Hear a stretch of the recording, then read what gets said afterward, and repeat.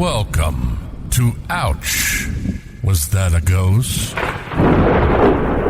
This podcast may contain graphic material, which some listeners may find disturbing. Listener discretion is advised. Help me. Now that we covered that, here's your host, Liz. Welcome back, everyone. Today we are covering the case of Candace or Candy Mossler.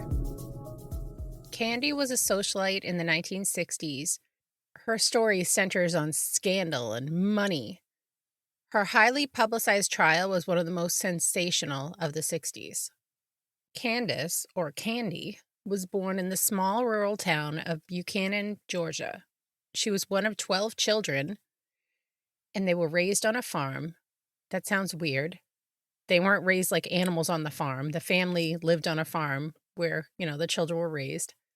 And the family didn't have much money. When Candy was 12, her mother, Lizzie, who was pregnant, gave birth to a stillborn baby. Lizzie herself died a few days later because of the complications during childbirth. So now Candy's father was left with 12 children to raise on his own. And this is like a huge out of left field thing for him. So he ended up turning to the bottle and he began drinking heavily. And eventually he just abandoned his family. So the kids went to go stay with family members. And Candy never graduated high school. She actually left and got married. She married this man and they went on to have 2 children. But this wasn't for Candy. Candy had big dreams. Candy was a person that throughout her life, I guess you could describe her as very vain. She liked big blonde hair. She had her aspirations set a lot higher. And throughout her life, you'll see that she doesn't even really like to tell people her age. Everything's showy and big and, So Candy went to New York, trying to break through as a model. And she studied at the Barbizon School of Modeling. She was meeting the right people. Although she never had her huge breakthrough she was looking for, she moved to New Orleans, and there she created the Candace Modeling and Self-Improvement School. Kind of selling herself as like a person that was a model, but is now doing this.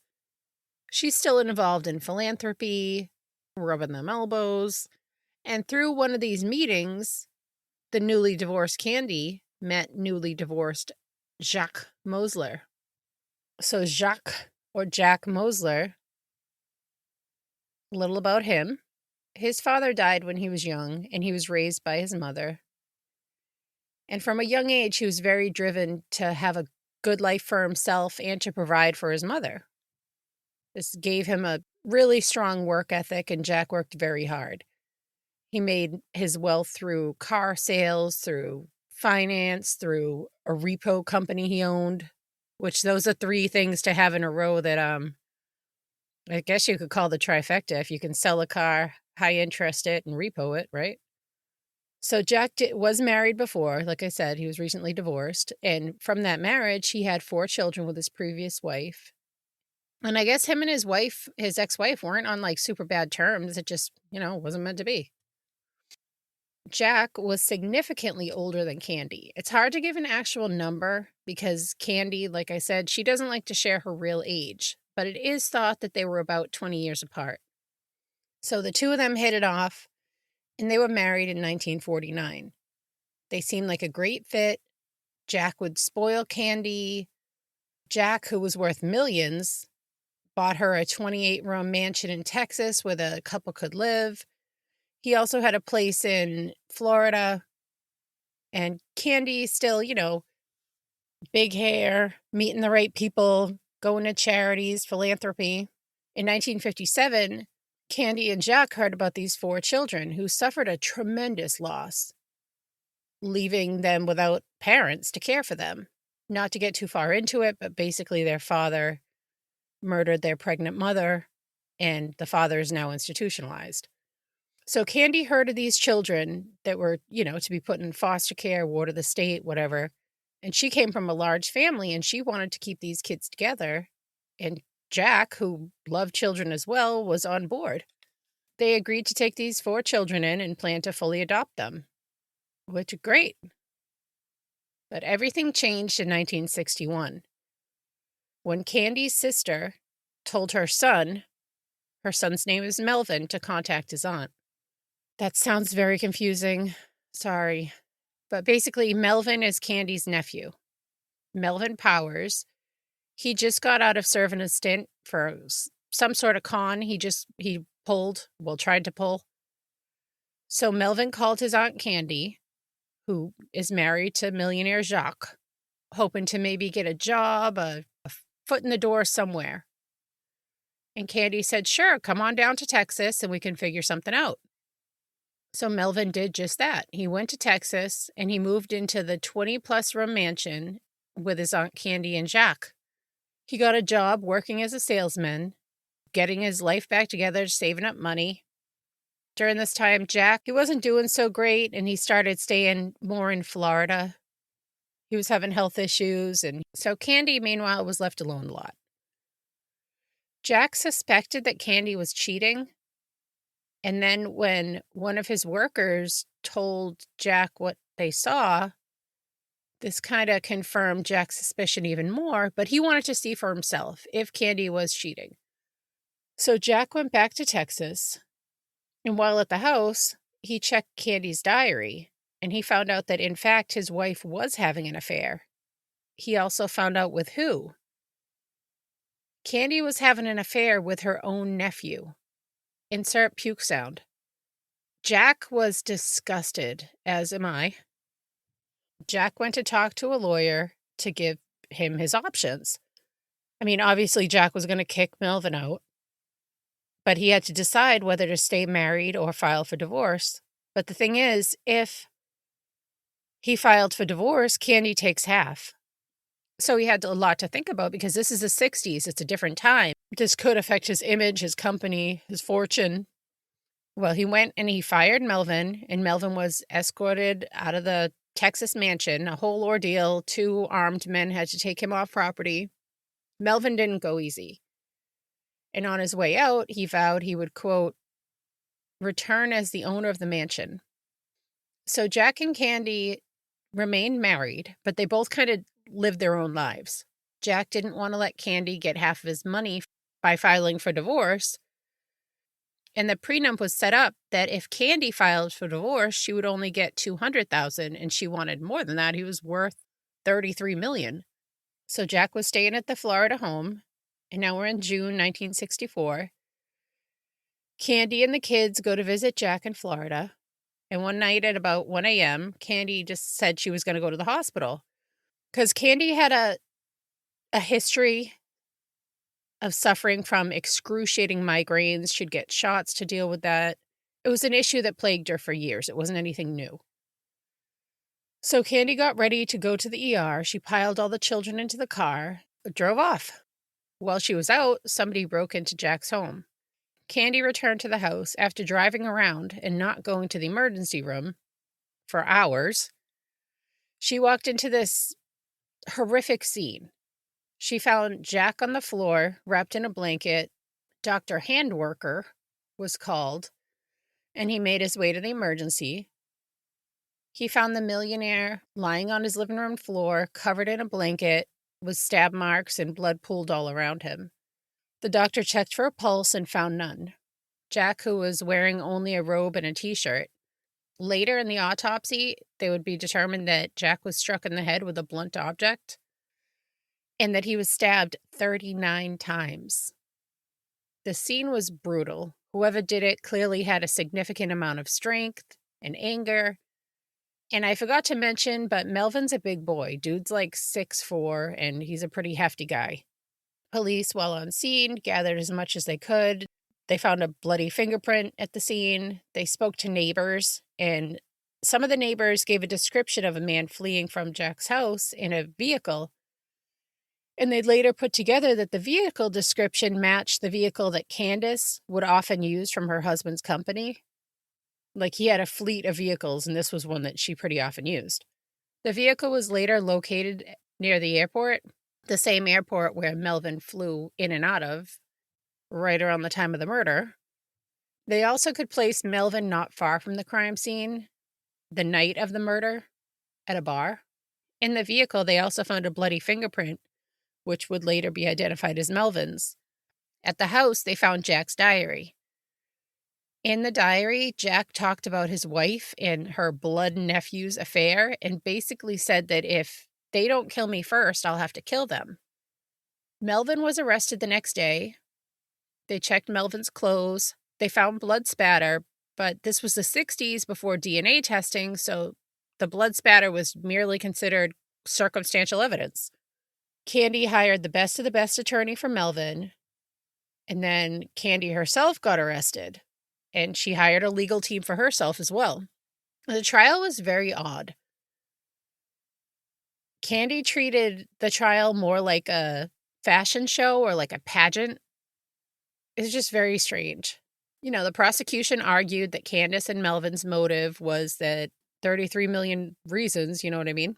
They brought up that they tried to hire a hitman before to kill Jack. They brought up the incestual affair, showing love letters between the two and Jack's diary. They brought up the print at the scene, the print in the vehicle that both match Melvin's. Like, that's pretty damning bloody fingerprints at the scene and in the vehicle.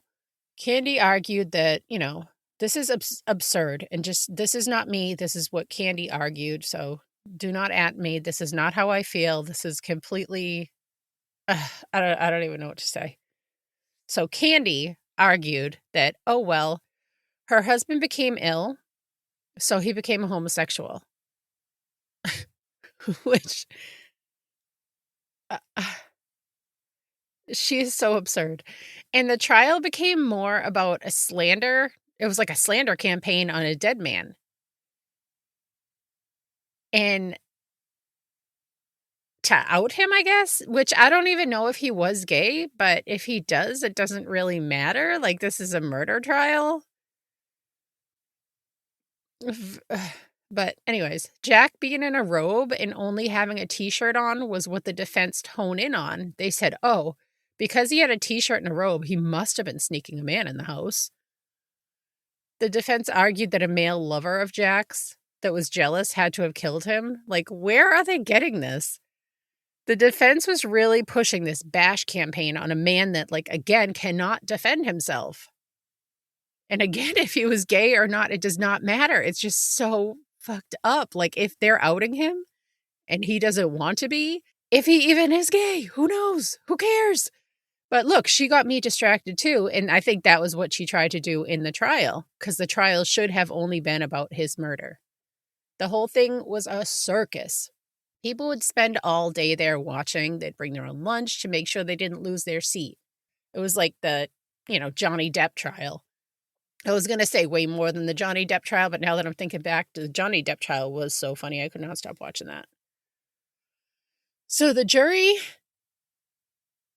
this is insane. The jury, after all evidence was presented, came back with a verdict of not guilty. Not guilty. For the people in the back, not guilty.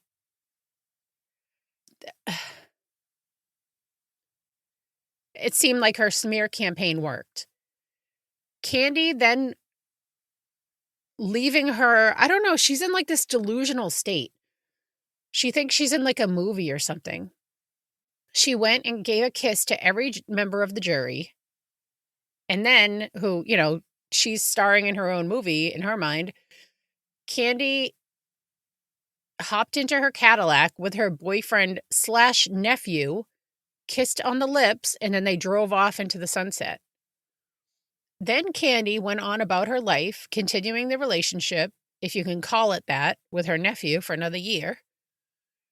They ended up breaking up, and Candy, who inherited all that money and is now a, multimillionaire, she renamed her husband's company after herself, and she remarried to a man much younger than her. He's said to be about 19 years her junior. And then her husband, quote unquote, fell off a balcony in their mansion. He suffered brain trauma. So then Candy just, she doesn't want to deal with that. So she just divorced him. Candy died at what people have said put her age at around 55 from a drug overdose from her migraine headache medicine. But some people say that when she died, they learned that she was 62. So, I don't really know her real age. It's kind of all over the place. But when she was found, she was wearing only her bathrobe and, of course, a full face of makeup. Melvin never did get married, but he did get a significant amount of help from Candy financially. And he became a Texas real estate developer. His business went up and down and up and down. But it said that he went to Candy's funeral with these ostrich alligator skin boots. He just became this big showy, one article used the word flamboyant. I'm just picturing goofing, just new boot goofing. But he brought this young blonde on his arm to say goodbye to his aunt/ex-girlfriend. And he died at 68 years old at his Houston house. Neither one of them having to ever pay for what they did to Jack. And officers didn't even continue investigating because they knew who did it. They knew they just got off. It's just an insane case of how public opinion can sway it's just such a bizarre story. I've never heard of it before, but that was a viewer request, and that was a ride. But thank you everybody so much for listening. Till next time. Thank you for listening. If you need more content or just want to help support the podcast, head on over to patreon.com and search Ouch, Was That a Ghost? If you need some snazzy merch, you can find it at crowdmade.com by searching Ouch, Was That a Ghost?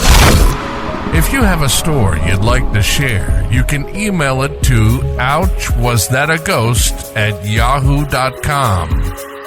You can also find us on Facebook and all the other social media platforms under Ouch, Was That a Ghost? Help me. All links can also be found on ouchwasthataghost.com.